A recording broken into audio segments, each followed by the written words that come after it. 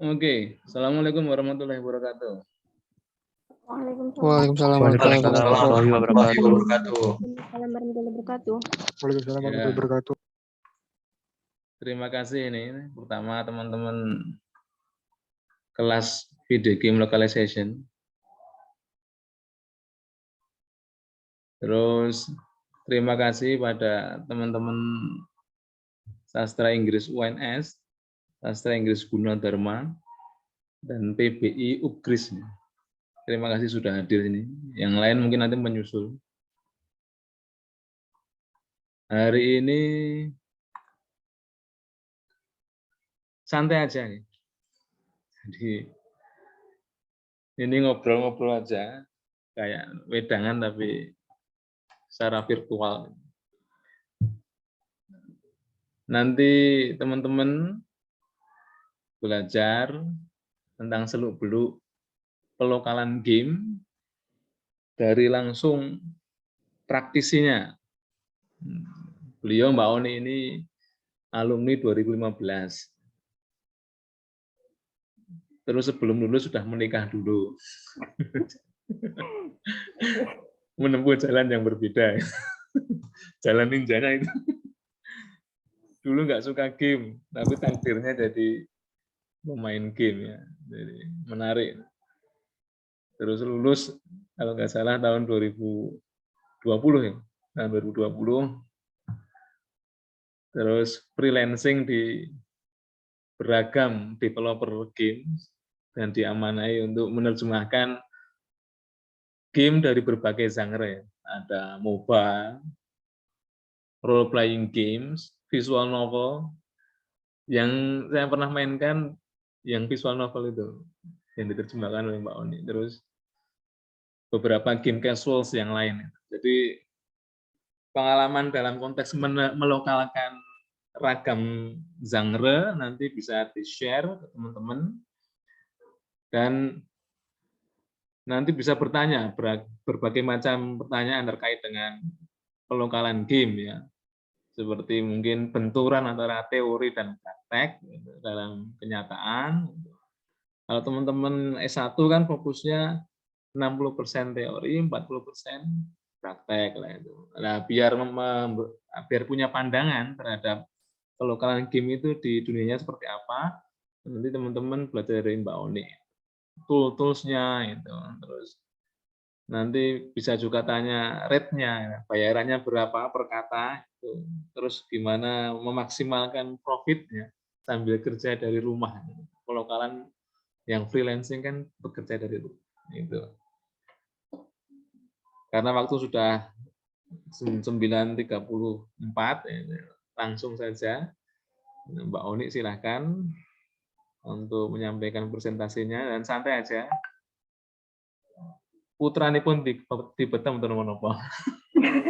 Terima kasih ya, Ji. Ya. Oke, sebelumnya Assalamualaikum warahmatullahi wabarakatuh. Waalaikumsalam warahmatullahi wabarakatuh. Waalaikumsalam warahmatullahi wabarakatuh. Oke, halo teman-teman, semoga sehat semua ya. Di sini kita akan sharing aja gitu ya. Sharing tentang ini sebenarnya based on my experience gitu. Jadi tiap orang pasti punya pengalaman yang berbeda dan ini sekedar sharing aja. Mungkin nanti kalian akan mengalami hal yang berbeda dari saya karena ya it depends on personal experience gitu ya. Di sini saya akan mulai saja dengan presentasi saya gitu ya.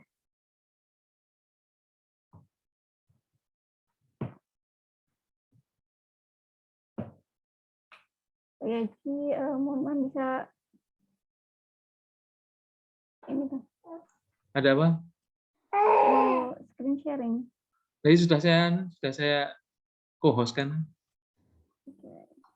Oke.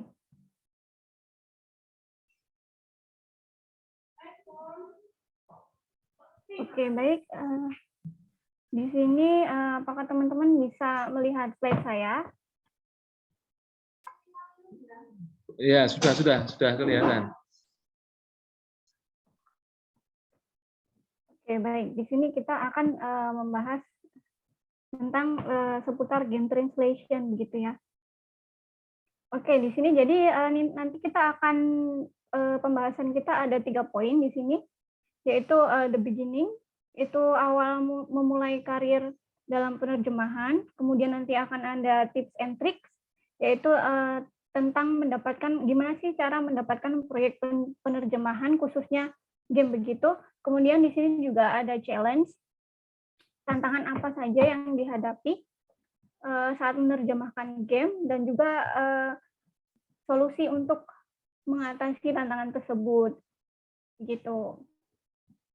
Oke, selanjutnya the beginning. Nah, di sini pertama-tama mulai karir dalam penerjemahan game, sebenarnya itu sebelum saya lulus itu kayak sharing-sharing dengan teman seperti itu, gimana sih caranya untuk mendapatkan uang jajan tambahan seperti itu. Kita bisa apa dengan skill yang kita miliki, sehingga kita memiliki penghasilan untuk sekedar kita menambah uang jajan ataupun untuk biaya lain-lain seperti itu. Dulu karena masih mahasiswa gitu ya, itu alasan yang paling utama ya karena kita ingin uang jajan yang lebih. Kemudian alasan yang kedua yaitu ingin mandiri, seperti di waktu itu ada pemikiran untuk gimana ya, enggak, untuk tidak terlalu merepotkan orang tua gitu. Jadi kita bisa gimana caranya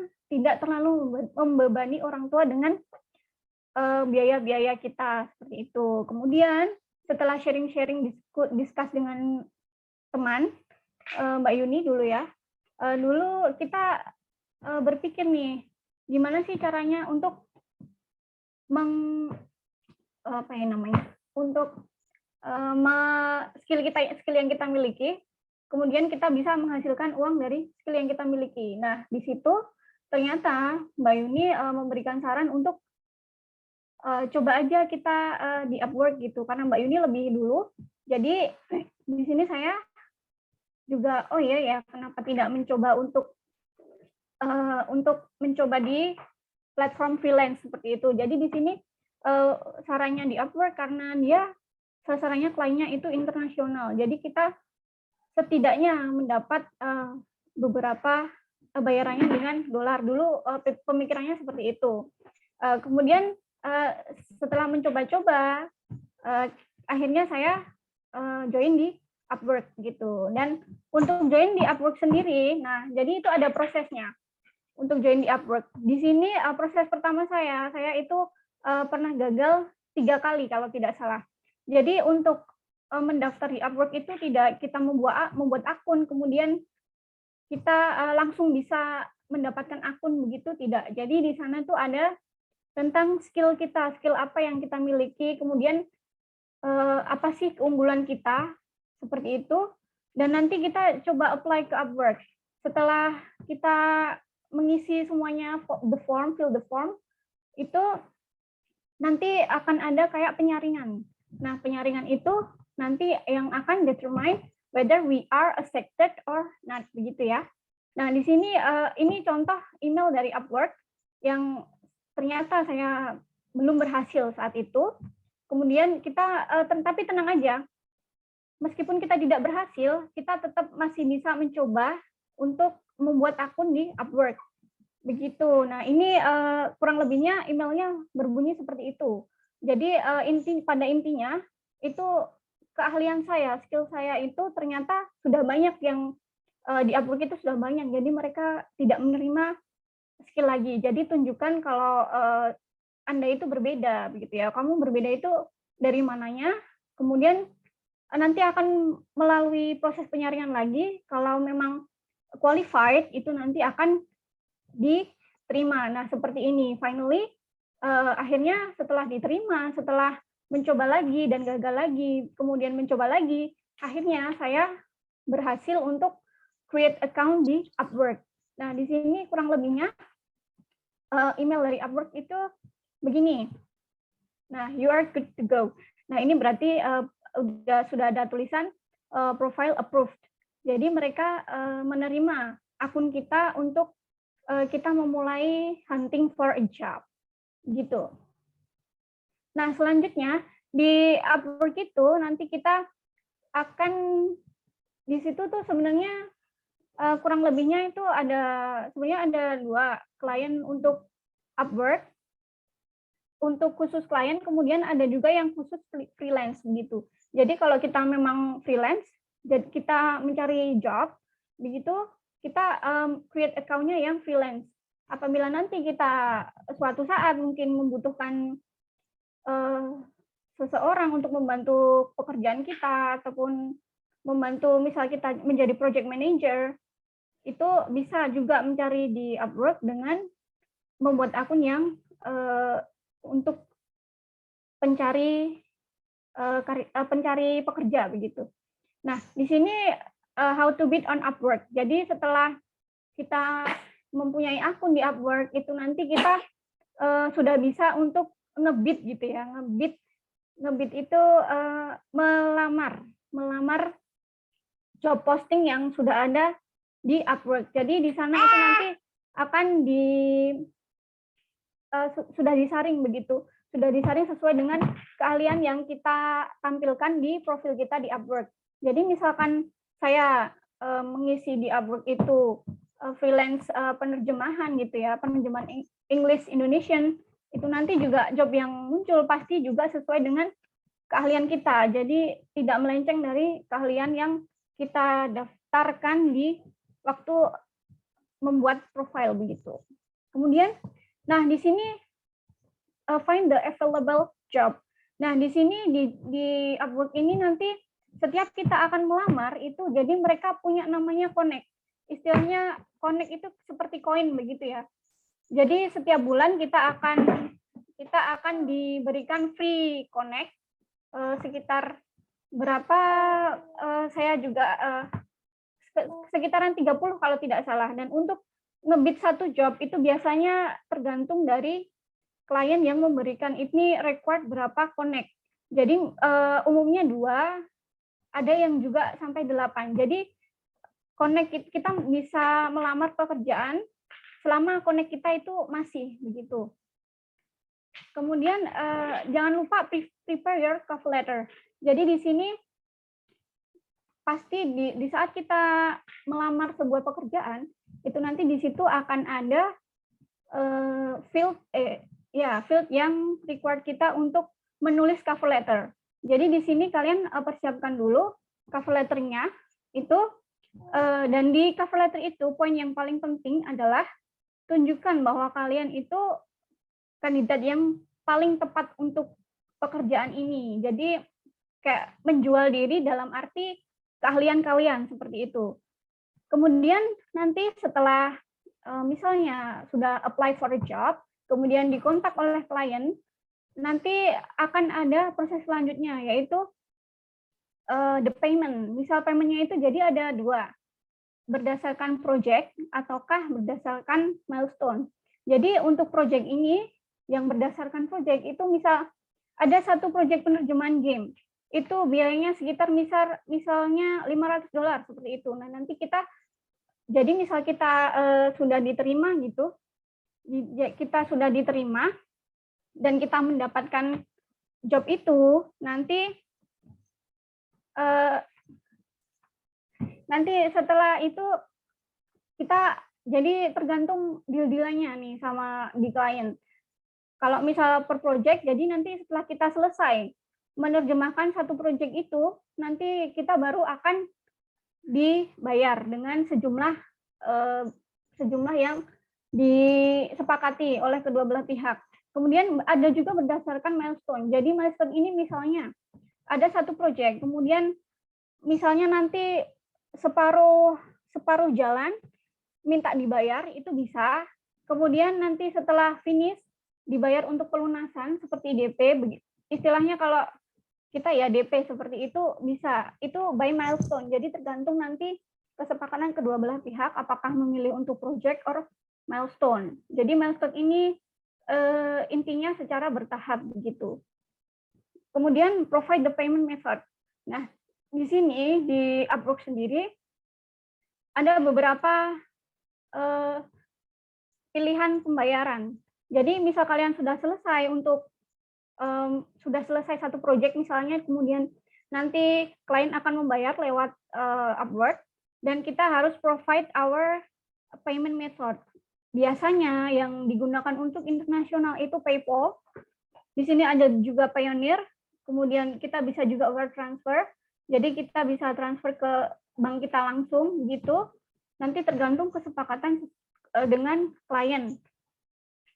Nah, di sini jangan lupa jika kalian ingin memulai karir dalam bidang penerjemahan khususnya untuk internasional seperti itu, kalian harus mempersiapkan di salah satu payment method ini. Biasanya kalau yang mudah sih PayPal. Kalau sarannya ya PayPal, tapi untuk potongannya itu bisa memakai Wise yang lebih sedikit potongannya begitu. Namun tidak semua klien itu menggunakan Wise. Biasanya klien menggunakan PayPal. Gitu ya. Kemudian kini ada tips and trick juga gimana sih mendapatkan proyek penerjemahan game khususnya gitu ya. Nah, di sini ada steps yang sudah saya, ini based on my personal experience gitu ya. Jadi nanti kalian bisa mempelajari dari experience saya, kemudian nanti bisa dikembangkan oleh teman-teman sendiri dengan mungkin dari sini mendapat insight begitu. Jadi meskipun kalian sekarang belum lulus begitu, jadi itu tidak menghalangi kalian untuk bisa freelancing gitu, asalkan kalian bisa membagi waktu antara untuk freelancing kemudian dengan prioritas kalian, misalnya untuk kuliah atau menyelesaikan skripsi begitu. Nah, di sini untuk step yang pertama kita harus prepare CV kita dan juga cover letter. Nah, di sini CV sangat penting, sangat amat penting karena disinilah biasanya recruiter itu melihat kita dari CV kita begitu. Jadi nanti di CV ini kita bisa membuat semenarik mungkin dan sejelas mungkin. Jadi agar kita terlihat outstanding di depan para recruiter gitu ya. Kemudian step yang kedua, gimana sih caranya untuk mendapatkan project penerjemahan game? Nah, itu kalian bisa nih create account di freelance platform atau di job search. Itu sangat membantu berdasarkan pengalaman saya karena dari sinilah saya mendapatkan project penerjemahan khususnya ya yang game ini. Nah, di sini ada beberapa freelance platform dan juga job search yang bisa kalian jadikan referensi untuk nanti membuat akun dan mendapatkan project penerjemahan khususnya game begitu ya. Ada Upwork, kemudian freelancer, ada Fiverr. Nah, yang paling utama nih untuk job search itu ada LinkedIn. Jadi LinkedIn ini sangat penting apabila kalian ingin terlihat profesional dan juga di sini juga kalian bisa istilahnya portofolio kalian bisa diletakkan di situ, kemudian CV kalian biasanya recruiter juga bisa menghubungi lewat LinkedIn. Jadi mereka akan kontak langsung kepada kalian, misalkan skill kalian cocok untuk mereka, itu mereka akan mengirim pesan lewat LinkedIn. Karena biasanya LinkedIn ini diisi oleh para profesional yang memang benar-benar mencari pekerjaan dan juga benar-benar serius begitu ya, istilahnya begitu. Kemudian ada juga Indeed, ada juga Glints. Nah, ini kalian bisa buat account sebanyak mungkin di platform seperti ini. Itu nanti akan membuka peluang kalian untuk mendapatkan proyek penerjemahan gitu. Kemudian ada step ketiga, yaitu join freelance translator group. Itu bisa juga di Facebook ataupun di Instagram. Nah, join freelance group ini sangat membantu sekali karena di sana biasanya orang akan memposting tentang lowongan pekerjaan yang sesuai dengan skill kita gitu. Jadi misalnya skill kita ya penerjemahan, kita ikut grup freelance yang penerjemahan.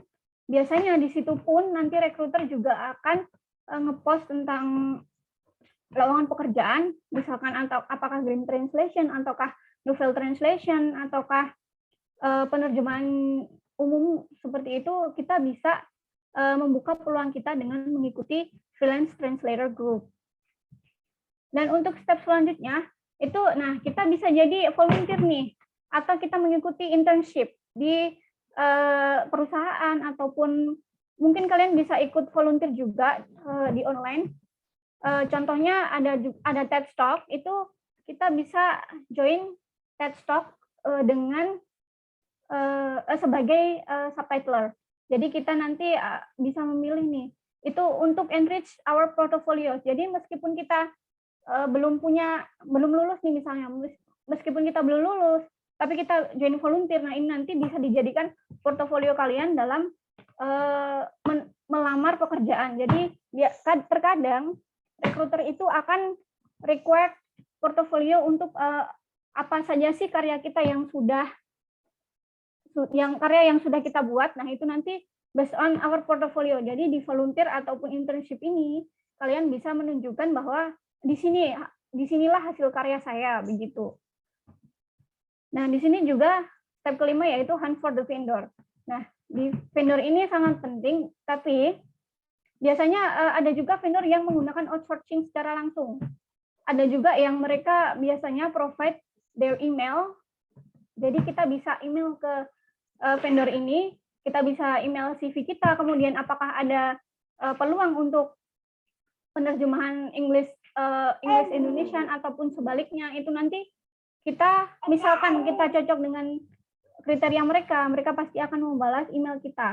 Jadi kita bisa cari vendor sebanyak mungkin dan kita kirim CV kita maupun portofolio kita jika ada, itu nanti kita bisa kirim langsung ke vendornya. Jadi mereka bisa melihat-lihat berdasarkan CV kita, nanti biasanya mereka menghubungi lewat email. Begitu. Kemudian the challenge. Jadi di sini tantangan apa sih yang dihadapi saat menerjemahkan game dan gimana solusi untuk mengatasinya? Balik lagi di sini berdasarkan pengalaman saya, yaitu challenge yang saya sering alami yaitu dengan deadline yang ketat. Jadi di dunia freelance, khususnya penerjemahan, kita harus siap-siap dengan deadline yang sangat ketat. Dan solusi untuk mengatasi deadline yang ketat ini, kita harus bisa manage our time wisely. Jadi misal kita mau freelance nih, biasanya part-time, misalnya cuma 4 jam, hanya 4 jam. Nah itu nanti waktu 4 jam itu kita dedikasikan untuk freelancing, kemudian sisa waktunya bisa kita gunakan untuk kegiatan kita yang lain-lain. Gitu. Kemudian the term dalam game itu sangat rumit. Menurut saya begitu, karena mungkin saya sendiri bukan gamers begitu ya. Jadi saya hanya do research. Jadi misalkan ini game RPG ataukah MOBA ataukah survival, itu kita harus research dulu nih gamenya. Biasanya istilahnya dalam permainan seperti ini tuh ini perlu diterjemahkan atau tidak, seperti itu. Jadi some terms itu bisa tidak diterjemahkan, tetapi ada juga yang dilokalkan. Jadi ini tergantung juga house style-nya. Misalkan house style-nya itu ya udah kalau misal jurus tidak usah diterjemahkan, misalnya begitu. Ataukah mereka required untuk ini harus dilokalkan semuanya. Seperti itu tergantung dengan project manager dan juga house style-nya si company itu sendiri.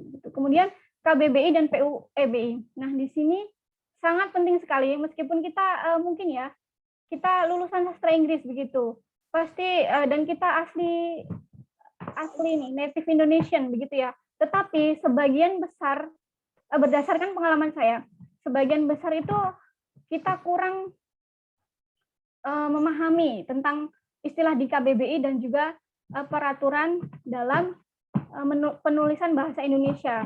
Di situ jadi kita perlu sekali untuk setelah misal kita sudah cek terms, kemudian kita akan menerjemahkan, kita make sure lagi nih, kita buka KBBI dulu. Apakah ini sudah sesuai dengan KBBI? Misalnya nih, kata silahkan, nah itu ada hanya, itu sebenarnya salah, dan yang benar itu ternyata silakan. Kemudian ada banyak lagi yang biasanya kita miss, yaitu dengan tanda titik komanya, seperti itu biasanya untuk KBBI dan PUEB ini, untuk general translation sih sebenarnya di game tidak terlalu strict pada punctuation or sinteksnya atau ini susunannya gimana, itu tidak terlalu. Hanya saja kita perlu make sure lagi nih istilah yang kita masukkan sebelum mengirim ke project manager kita sudah sesuai dengan KBBI. Begitu. Kemudian ada juga special nih. Di sini terkadang si vendor ini mereka akan require kita untuk ini ada source text, kemudian ada juga target text, dan itu nanti karakternya dibatasi seperti itu ya. Jadi di special ini kita sebenarnya saya belum terlalu mengalami yang special ini, cuma pernah. Nanti akan saya tunjukkan contohnya. Nah, begitu untuk mengatasi special ini kita bisa applying diegetic and non-diegetic strategies based on the Oyajis book Pak Lutfi, ini yang bukunya karya Pak Lutfi di Studies on Shift. Nah, di sini kita bahas sedikit nih tentang strategisnya, begitu ya. Jadi di sini ada 2 strategi untuk mengatasi special constraint, begitu ya. Masalah yang kita hadapi saat menghadapi special itu gimana gitu ya. Ada 2 jenis, yaitu diegetic dan non-diegetic. Nah, diegetic ini fokus pada textual strategies. Jadi kita fokus pada teksnya. Begitu ya. Kita fokus pada teksnya. Nah, di sini ada 7 macam teknik yang bisa kita gunakan, strategi yang bisa kita gunakan untuk mengatasi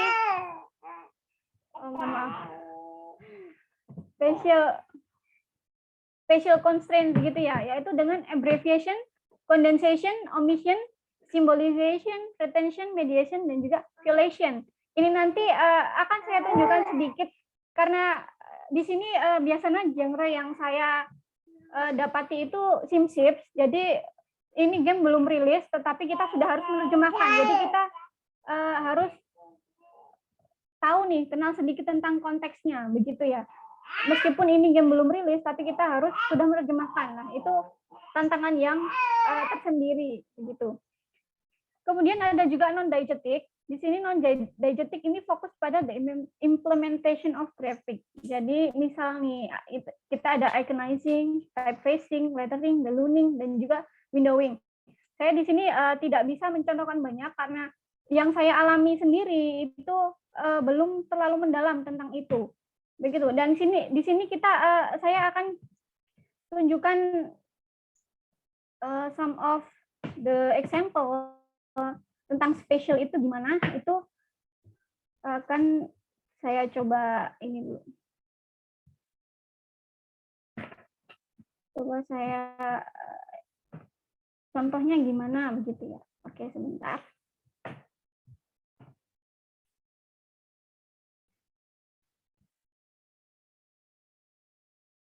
Nah, baik. Oke. Apakah sudah terlihat layar saya? Baru proses itu.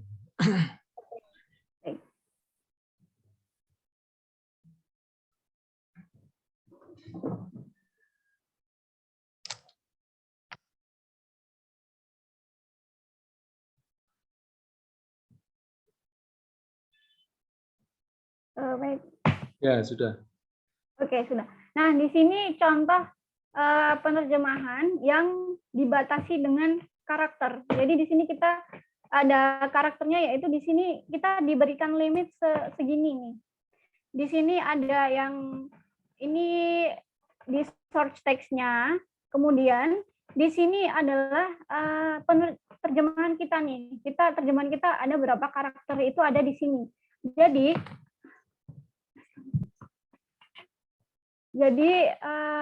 di sini kita ya, misal nih contohnya yang ini. Nah, di sini kita ada limitnya 22 karakter. Yang untuk short tag-nya itu ada 17 karakter. Kemudian ini di kita yang target kita yaitu Indonesian itu ada 18. Jadi di sini limitnya memang terlalu banyak. Di sini kita tidak perlu menyingkat seperti itu ya. Misalnya dengan ini you cannot join another guild within hours gitu ya. Nah, jadi di sini terjemahnya kamu tidak bisa bergabung guild lain dalam waktu tertentu. Nah, di sini misalnya nih limit kita tidak sebanyak ini. Misalkan hanya 100, begitu kita harus menyingkat yang 9 karakternya, yaitu dengan gimana? Yaitu dengan menerapkan teori yang tadi diegetik karena kita tekstual ya. Di sini karena kita tidak bisa melihat gambarnya seperti apa. Begitu. Nah, kemudian kita misal nanti di sini tidak 122, kita hanya diberikan 100, kita bisa menyingkat kata tidak ini dengan TDK ataupun misal dalam dengan DLM gitu, itu bisa diterapkan di sini dengan catatan limit yang kita miliki itu terlalu memang sudah mepet begitu ya, karena di sini terlalu banyak jadi tidak perlu disingkat seperti itu. Karena saya juga sampai saat ini belum terlalu mengalami special constraint yang terlalu rumit begitu. Jadi di sini memang masih simpel dan masih bisa diatasi dengan tidak menggunakan strategi seperti itu. Tetapi nanti apabila teman-teman menghadapi experience yang berbeda gitu ya, misalnya ini stretch banget nih, ini harus berapa karakter misalnya sudah mepet sekali, itu kalian bisa menggunakan strategis yang provided by Pak Lutfi tadi ya, itu bisa digunakan dalam menerjemahkan game gitu.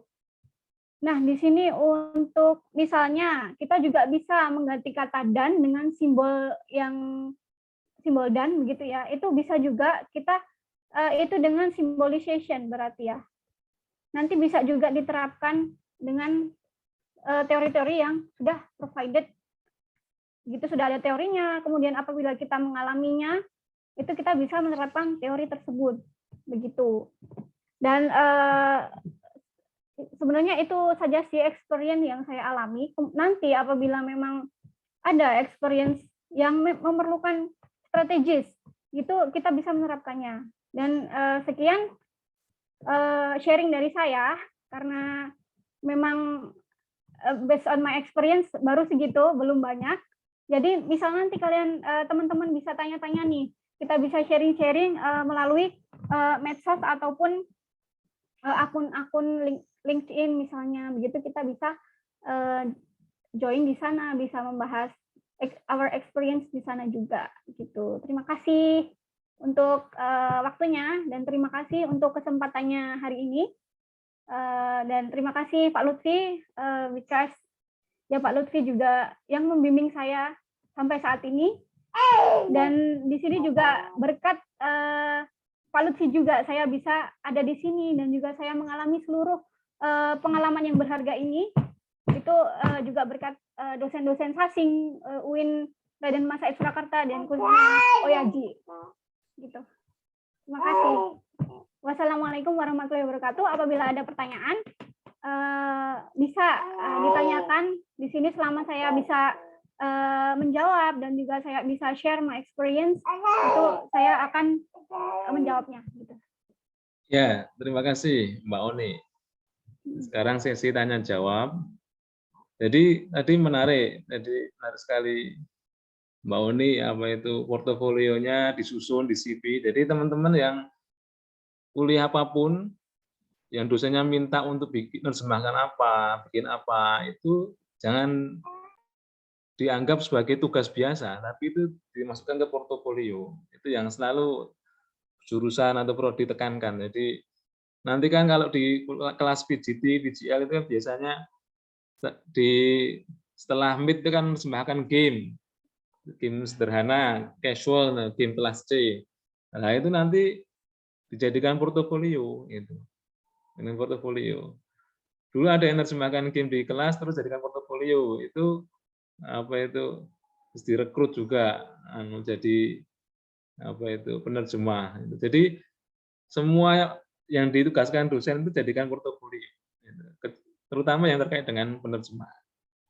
Nah, silakan teman-teman kalau yang ingin bertanya itu tadi kan Mbak Uni sudah menjelaskan, tapi beberapa hal yang mungkin apa yang teman-teman ingin gali seperti mungkin bayarannya itu, jadi rate-nya berapa itu, terus deadline-nya itu seperti apa itu ditanyakan. Kayak tadi Mbak Uni mengerjakan model SimShip ya, simultaneous shipment, jadi gamenya belum jadi sudah suruh menerjemahkan. Jadi jarang sekali yang possible kecuali yang game AAA ya, triple A itu baru ada postcode itu. Nah, itu bisa ditanyakan. Silakan.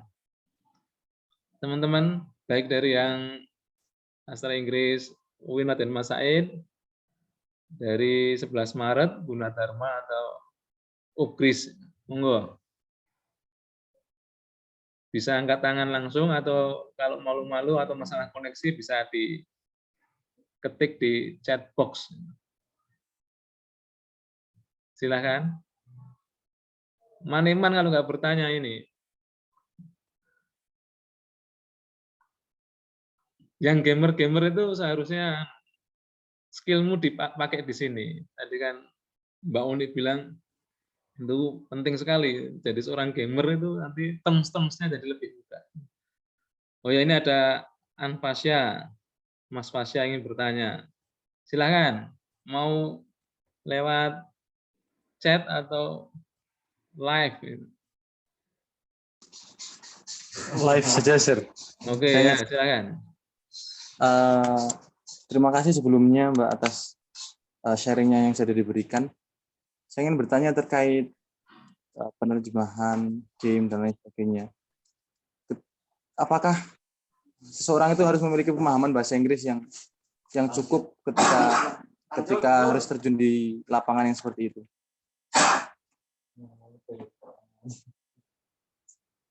Itu Dok. Ya, Sir. Soalnya yang menjadi hambatan bagi saya ketika saya menyadari bahwa bahasa Inggris saya kayaknya kurang sih. Jadi nggak berani take action untuk hal tersebut. Terima kasih. Maksudnya cukup gimana, Mas Fasya?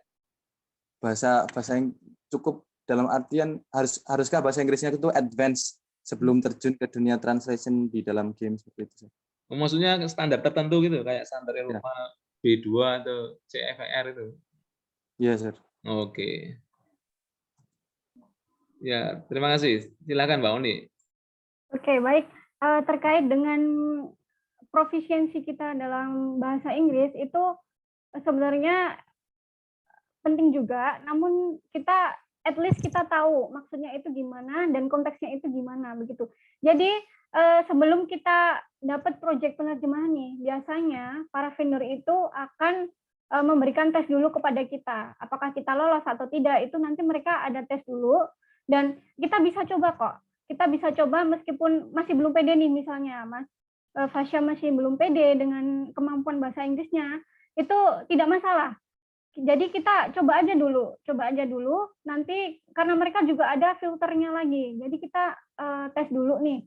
Nah, nanti misal meskipun Mas Fasya belum pede nih, tetapi dengan apply kemudian ada tes dan Mas Fasya ini lulus begitu ya, melalui tes mereka, itu tidak apa-apa, dicoba saja dulu.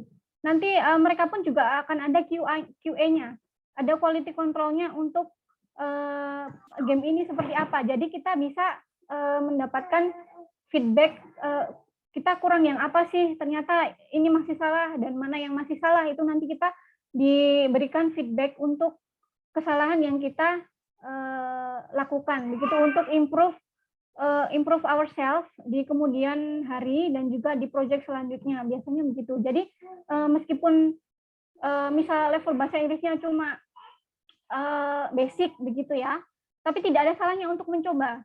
Kita coba saja dulu karena kita nanti juga akan melalui proses begitu. Jadi misal proses ini belum berhasil misalnya, kita nanti dan juga ini tips lagi ya, misal kalian sudah apply kemudian melakukan tes tetapi belum berhasil, itu kalian coba mintalah QA-nya. Jadi quality assurance-nya itu kita yang salah di mana, untuk kita pelajari lagi nantinya apabila kita ingin apply di another vendor ataupun kita apply untuk yang lainnya, kita bisa belajar dari kesalahan kita itu begitu. Jadi di sini profisiensi sebenarnya penting memang, tetapi tidak ada salahnya misal pun kita basic, kita tidak ada salahnya untuk mencoba begitu ya. Terima kasih. Terima kasih, Pak.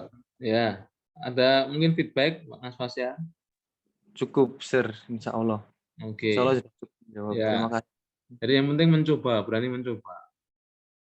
Nah, kelasmu dulu ada yang grammarnya mawut ya, akhirnya karena berani Terus ya tadi seperti yang Mbak Oni bilang, ada QA-nya itu tahu salahnya, jadi setelah itu berusaha terus akhirnya fine. Jadi yang penting mencoba. Oh ya, itu apa itu nanti absennya nanti pas selesai, mau selesai. Ada absennya ini. Yang lain, teman-teman?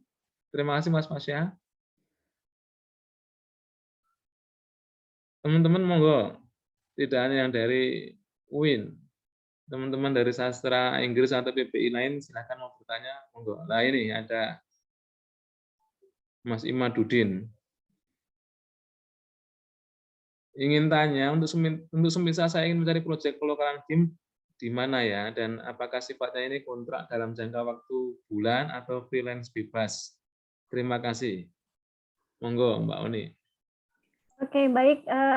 Jadi seperti yang saya presentasikan tadi, kita bisa mencari proyek pelokalan game ini melalui situs-situs atau platform-platform khusus freelance begitu. Ada contohnya kita bisa membuat akun di Upwork. Jika memang, tapi di situ kita harus melalui proses. Apabila tidak ingin di Upwork, kita bisa juga mencari di Indeed ataupun LinkedIn. Nah, di sini LinkedIn ini sangat mudah, dan juga di situ kita juga bisa hunting for vendors. Di situ kita bisa memulainya dari LinkedIn dulu. Kemudian untuk masalah kontraknya itu nanti tergantung dengan kesepakatan kedua belah pihak. Biasanya mereka butuhnya yang part time seperti itu, ataukah nanti kontraknya umumnya nanti setelah kita melalui proses tes begitu, kita akan diajukan kayak NDA itu non disclosure agreement. Jadi itu semacam kontrak kerahasiaan antara rekruter dan juga pegawainya. Di situ nanti kita bisa membaca apakah ini dikontrak untuk berapa tahun, kemudian kita harus meluangkan waktu untuk freelance itu berapa jam untuk setiap harinya, itu nanti ada di situ. Ataukah memang kita direkrut untuk menjadi full time freelancer, itu bukan tidak mungkin loh ya. Kita bisa jadi full time freelancer. Jadi di sini pun saya juga sebagai full time freelancer juga. Di sini kita harus mendedikasikan waktu kita 8 jam untuk di company tersebut begitu. Dan ini ada juga yang biasanya kontraknya itu untuk NDA ya, umumnya itu ada yang 2 tahun, ada yang 5 tahun. Tetapi nanti untuk proyeknya sendiri kita jadi tergantung nih, misal ada proyek, nah si project manager ini nanti akan mengirimkan proyeknya ke beberapa freelancer begitu. Jadi tergantung kesepakatan antara vendor dan juga kitanya sendiri sih sebenarnya gitu. Ya, Nah, terima kasih. Ya, Mas Imadudin ada feedback?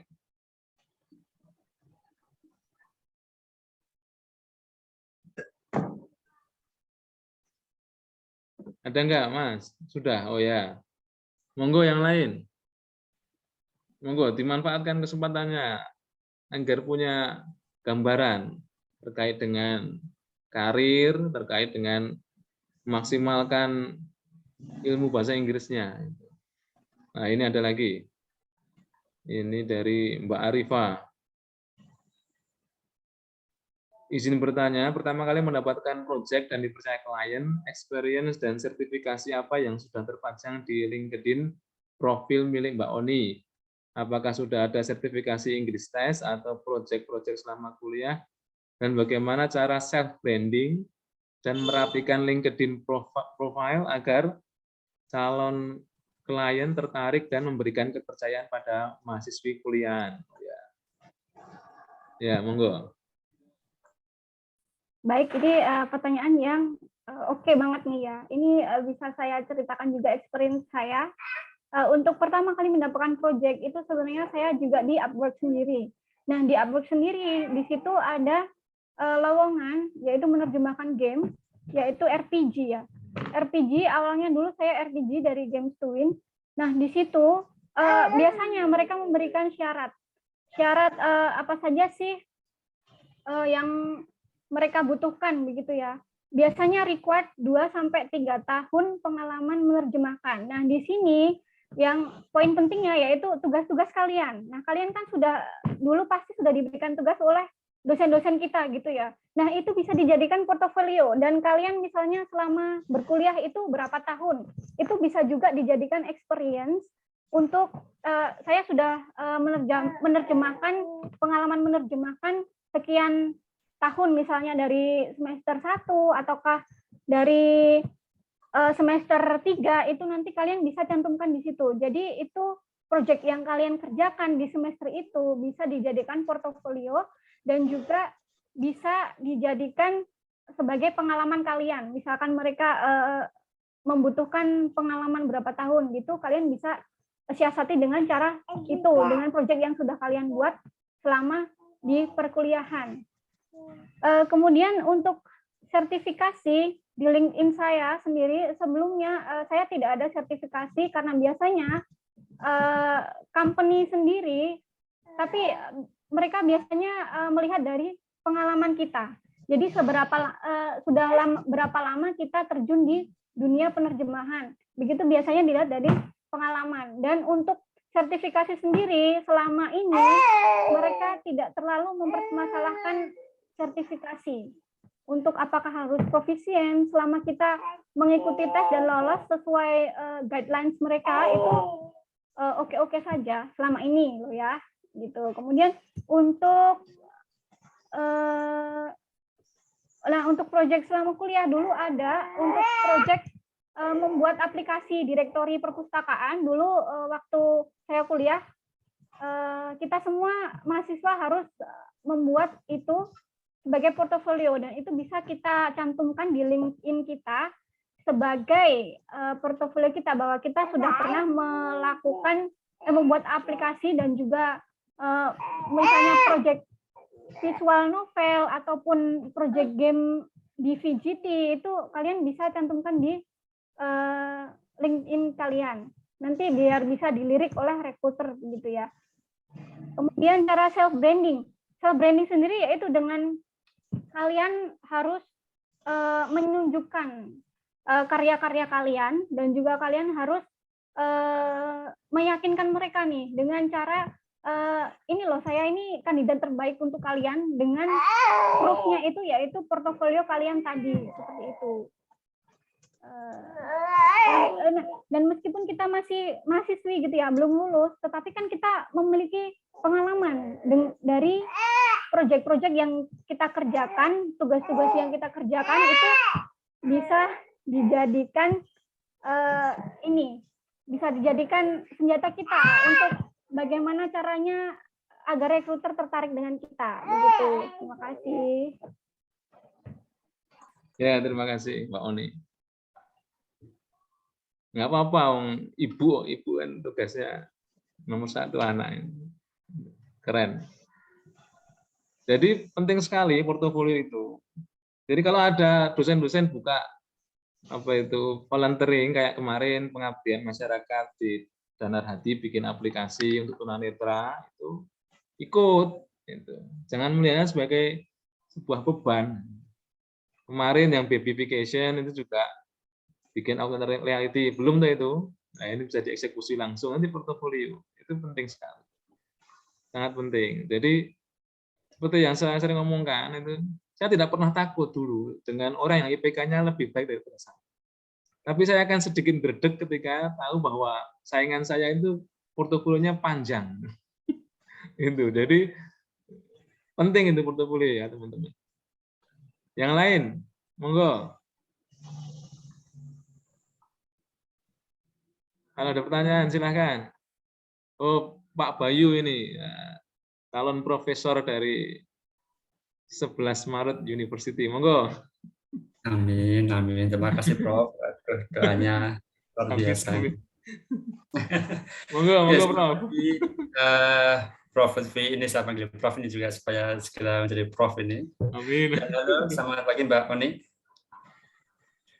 Selamat pagi Pak Bayu, apa kabar? Lama nggak jumpa. Oh iya. Halo, ya lama nggak jumpa ya. Ya, ini terima kasih sekali saya sudah diberi kesempatan dalam forum ini untuk bertanya.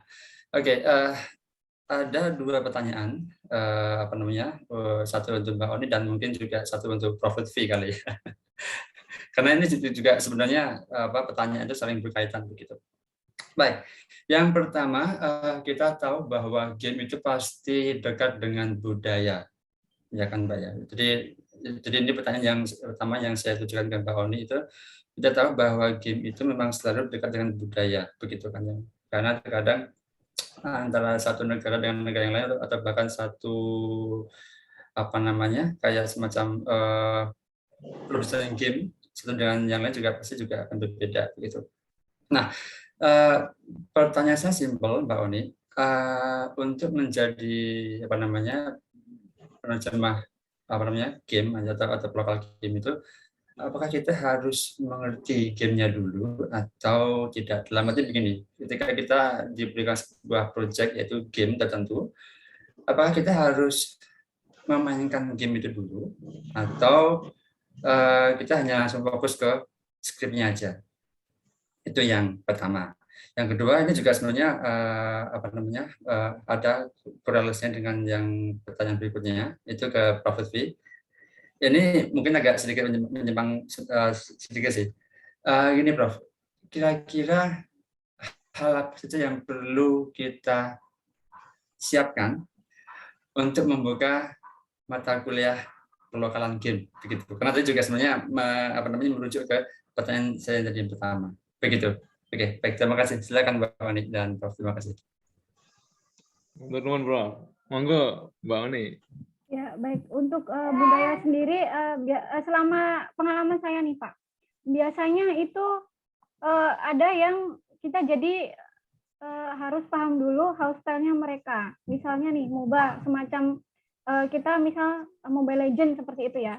Nah, di situ sebenarnya banyak budaya kita yang sebenarnya masih bisa dilokalkan begitu. Tetapi biasanya yang saya hadapi sendiri begitu ya, untuk kasus saya ini misalnya nih, ini sepertinya bisa dilokalkan. Tetapi setelah research dan misalnya nih di mobile games itu apakah term ini dilokalkan atau tidak, itu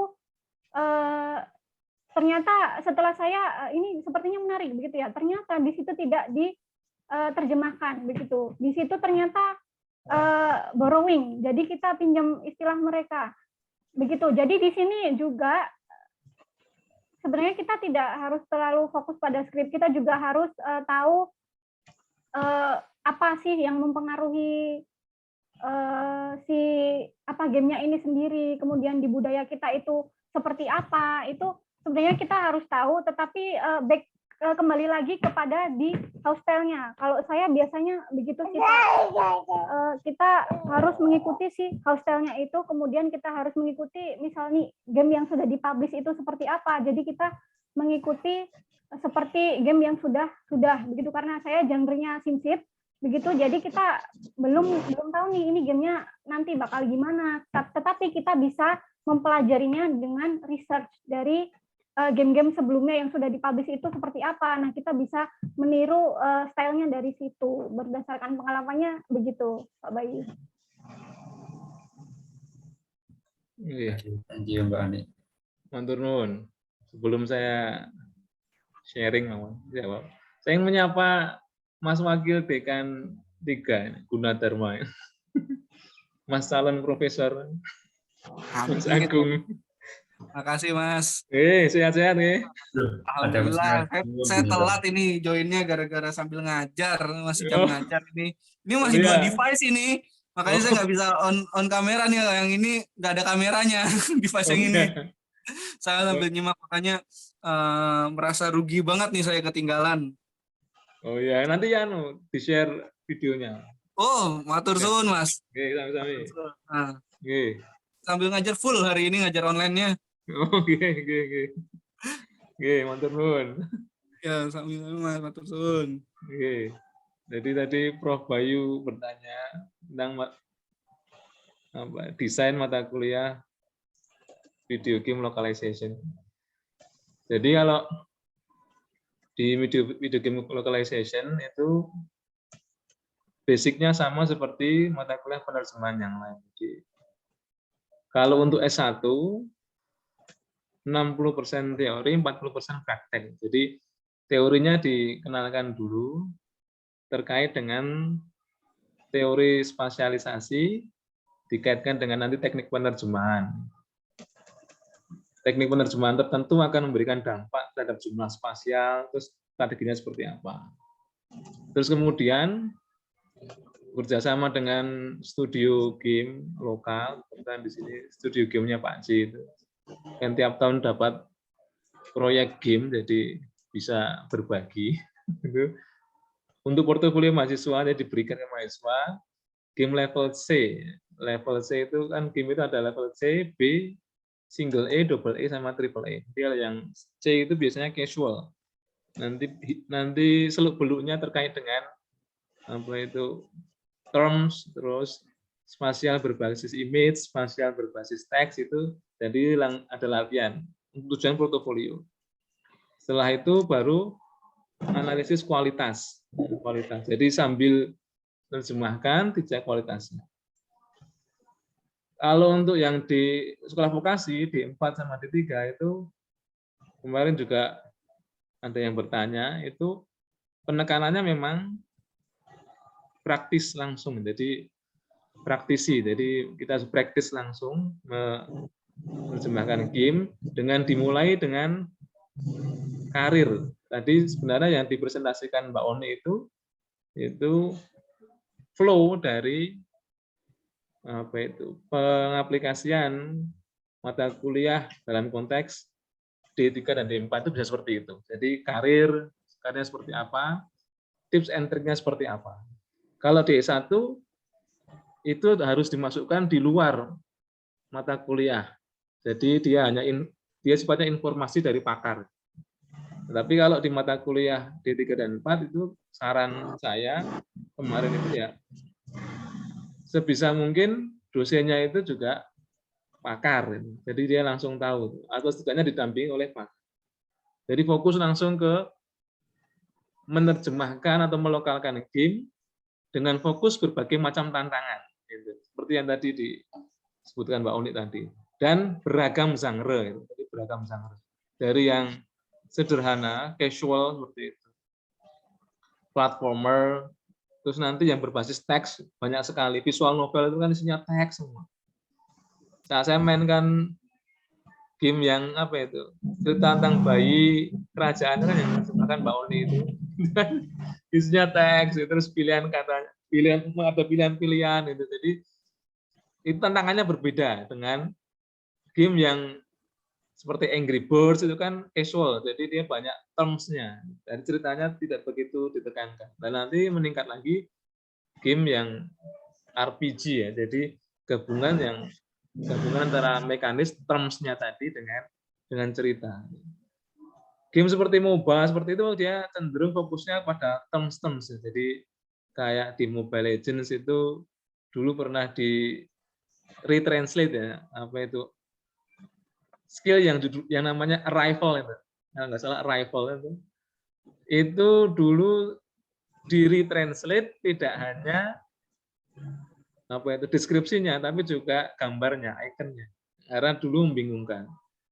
Terus kata seperti chanting itu, dulu kan diterjemahkan berkilau ya, versi Mobile Legends. Versi yang terbaru dia mengumpulkan energi. Dan kalau dilihat terlihat sekali yang aslinya apa itu Muntun itu menyediakan ballooning ya, space yang banyak agar lebih bisa berekspresi penerjemahnya. Beda kalau dulu pas versi-versi awal Mobile Legends itu tidak begitu menyediakan space yang banyak bagi penerjemah, sehingga terkadang penerjemahannya yaitu dipaksakan kayak tadi disingkat atau seperti turret. Turret itu kan menara ya untuk nembai orang agar grup dari kita itu bisa menyerang musuh. Itu diterjemahkan hanya menara. Nah, sekarang lebih besar. Nah, itu mengindikasikan sebenarnya peluang video game translator itu besar sekali. Apalagi setiap tahun itu ada ribuan judul, mulai dari yang dibuat oleh studio indie sampai besar itu banyak sekali. Jadi sebenarnya esensi utamanya bagaimana didesain sebuah mata kuliah yang itu kalau yang sekolah vokasi tempat Prof Bayu itu menyelesaikan berbagai macam persoalan dari beragam genre sehingga terjemahannya berkualitas. Itu, Prof. Mungkin ada feedback. Oke, thank you Prof. Jadi sudah ada gambaran untuk persiapan itu ya, membuka makul kelokalan game. Jadi memang kalau dari segi kami memang sebenarnya kalau untuk SDM memang tidak ada sih Prof. Kalau gamer hanya sekedar main game, oke, banyak di debat kami juga untuk yang sampai menuju ke sana itu beberapa atau kayak jenengan itu ada susah. Ampun. Oke, thank you Prof dan Mbak Oni, sangat inspiratif sekali. Thank you. Oke, monggo teman-teman yang lain kalau ingin bertanya silakan.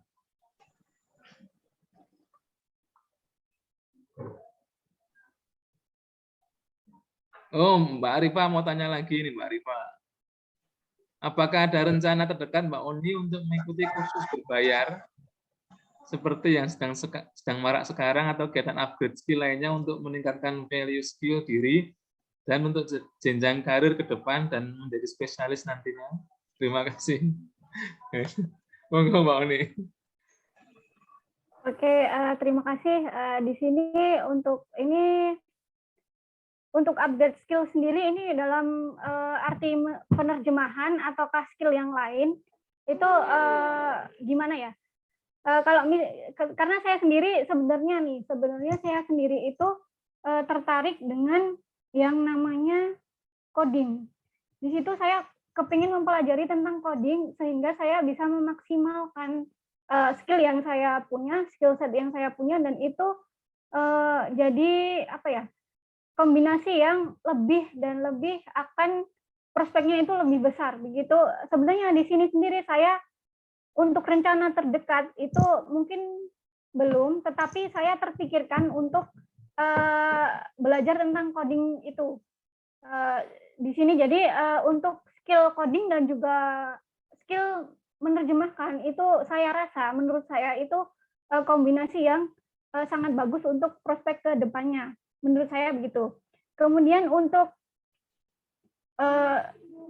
untuk menjadi spesialis sendiri tentu kita tidak boleh stuck kepada kemampuan yang kita punya saat ini. Jadi untuk meningkatkan kualitas kita, meningkatkan skill kita tidak misal nih kita sudah di sini aja cukup nih, kan di sini sudah dapat project, sudah dapat menjadi freelance, kemudian sudah berpenghasilan, itu jadi kita tidak serta-merta berhenti di sana saja. Kita tetap, untuk menurut saya sendiri sih, itu kita tetap harus upgrade skill kita. Misalnya dengan berkembangnya teknologi dan juga zaman yang sekarang, kita juga harus upgrade wawasan kita, ilmu kita, dan menurut saya sendiri nih yang lagi marak nih sekarang ini kan coding itu sangat saya rasa peluangnya sangat besar. Kemudian apabila nih saya terpikirkan apabila saya bisa coding, kemudian saya bisa menerjemahkan, saya rasa itu skill set yang mumpuni untuk kita tetap bertahan di era zaman sekarang yang teknologi sangat berkembang pesat seperti itu. Oke, mungkin ada feedback. Feedback, Mbak Arifah.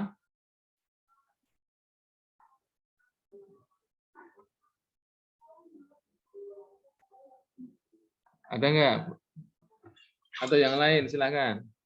Jadi coding itu tidak lepas dari pelokalan video game. Jadi teman-teman kan dulu juga sedikit-sedikit belajar coding sederhana, ya, seperti pas bikin visual novel atau bikin game-game sederhana gitu.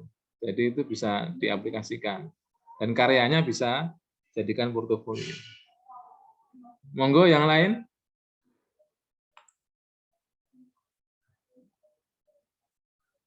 Ada yang belum ditanyakan? Oh, ini ada Mbak Arifah ini. Berarti harus terus menambah skill-skill baru. Ya, benar. Nah, menambah itu. Jangan setia pada satu hal, tapi melengkapi yang setia tadi menjadi lebih bermakna. Punya istri satu aja, Tapi istrinya dipercantik dengan dikasihkan duit untuk skincare, terus suruh ikut nge-gym gitu. Itu. Kalau tidak ada pertanyaan, saya bertanya. Ini yang belum, mungkin mewakili teman-teman yang ingin bertanya berkewo. Gitu. Ya, mungkin Mbak Moni bisa menjelaskan rate-nya ya, rate atau bayaran setiap kali ada proyek pelokalan ya. Monggo, Mbak Moni. Oke, baik. Untuk rate-nya sendiri ya teman-teman, itu tergantung negara mana yang kita kolaborasi seperti itu. Misalnya nih, misal kalian, kalian harus menentukan rate kalian juga sebenarnya sih. Kalian harus menentukan rate kalian. Misalnya nih, kalian sebagai pemula itu rate-nya sekitar berapa? Itu kalian juga harus research dulu, begitu ya. Kemudian apabila kalian lebih berpengalaman, itu nanti kalian bisa menaikkan rate-nya kalian, misal per kata nih, untuk tergantung negara mana. Misal kalian bisa membidik negara Eropa, itu karena mereka pembayarannya rate-nya lebih tinggi daripada di Asia. Namun proyeknya menurut saya lebih banyak di Asia di situ, dan mereka lebih mudah untuk kita apply itu lebih mudah di Asia daripada di Eropa, misalnya seperti itu. Nah, itu untuk rate-nya sendiri itu berkisar antara 0,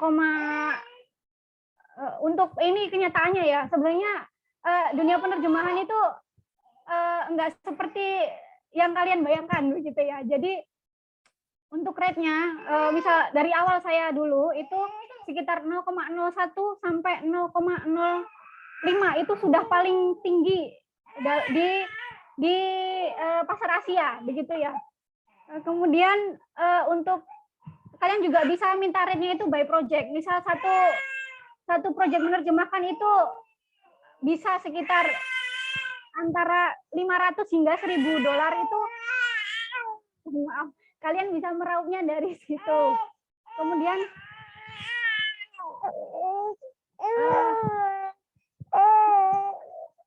untuk kemudian mohon maaf saya agak nekat ya, Yaji. Nggak apa-apa. Nah, misalnya untuk kalian juga bisa nih mengikuti HPI. Nah, jadi dengan kalian mengikuti HPI, kalian bisa punya tarif sesuai HPI. Jadi itu lebih tinggi dari freelance yang saat ini menurut saya. Jadi di situ tarifnya sudah jelas apabila kalian mengikuti HPI. Namun saya sendiri belum join HPI karena saya masih belum kepikiran untuk join, tapi ada rencana begitu. Tapi apabila kalian ingin menentukan rate yang pas, rate kalian yang lebih tinggi, kalian bisa join HPI. Di situ karena rate-nya sudah jelas dan sudah ada dasarnya begitu ya. Apabila kalian freelance, itu kalian pasti harus menyesuaikan dengan budget mereka. Jadi biasanya mereka itu ada satu game, dan itu ada budget satu game, misalnya untuk satu game itu berapa dolar. Nah, itu nanti mereka juga harus mengalokasikan budget itu untuk misalnya freelance, untuk para freelancer, kemudian untuk para game tester, kemudian yang lain-lain, itu pasti sudah dibagi sendiri-sendiri. Dan untuk freelancer, kemudian penerjemahan itu budgetnya tidak banyak. Namun apabila tapi it's worth to try, karena di situ kita bisa mengasah skill kita, dan juga kita bisa mendapatkan penghasilan dari situ. Karena menurut saya ya, realita di dunia penerjemahan itu tidak sesuai dengan rate yang selama ini kita tahu. Misal selama ini kita search itu dulu, jadi biasanya kalau kalian apply ke satu company, itu mereka pasti akan menanyakan rate. Jadi kalian set rate dulu, misal kalian rate-nya nih sudah set rate 0,8 misalnya per kata, itu misalnya. Nah, itu dari mereka pasti nanti akan ada feedback. Misalnya, oh ternyata rate-mu terlalu tinggi, mohon maaf, itu biasanya begitu. Kemudian nanti kalian bisa tanya, kalian untuk rate terbaik untuk para freelancer seperti kami itu berapa, tanya aja. Nanti mereka akan provide rate sesuai budget mereka dan kalian berhak kok untuk menerima atau menolak project yang mereka company yang mereka tawarkan. Itu kalian bisa banget.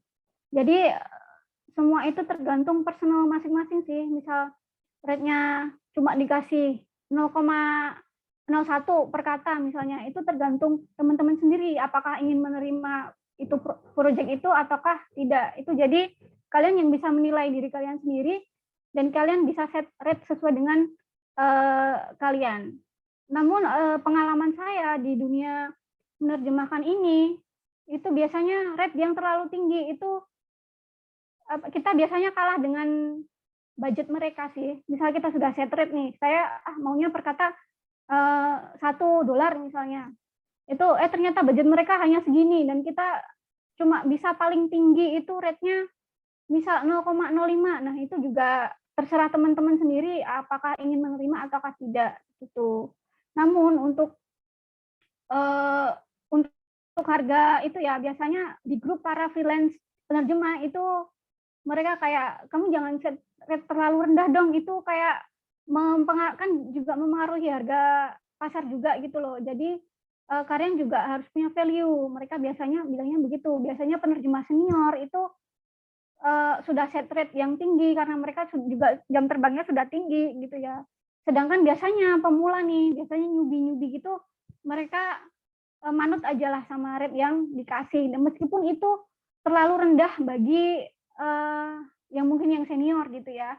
Tetapi ya biasanya newbie juga go with the flow aja gitu, biasanya gitu.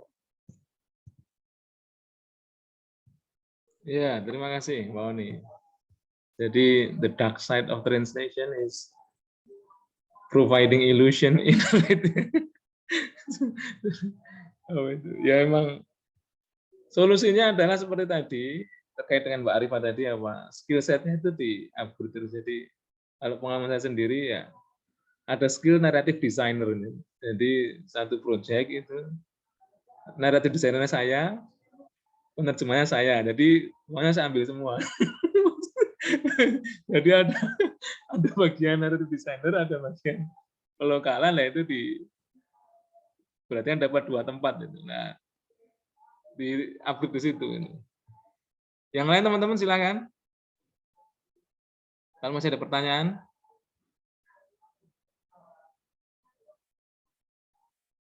Ada pertanyaan yang lain? Mumpung Mbak Oni masih di sini.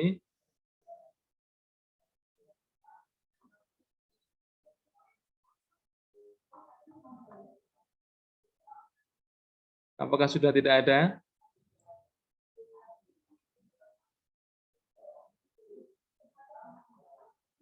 Ya, kalau tidak ada, mungkin Mbak Oni memberikan wejangan biar ada semangat untuk menerjemahkan game, terutama mereka yang gamer-gamer itu, jadi hobinya yang skillnya yang savage itu berguna bagi masyarakat.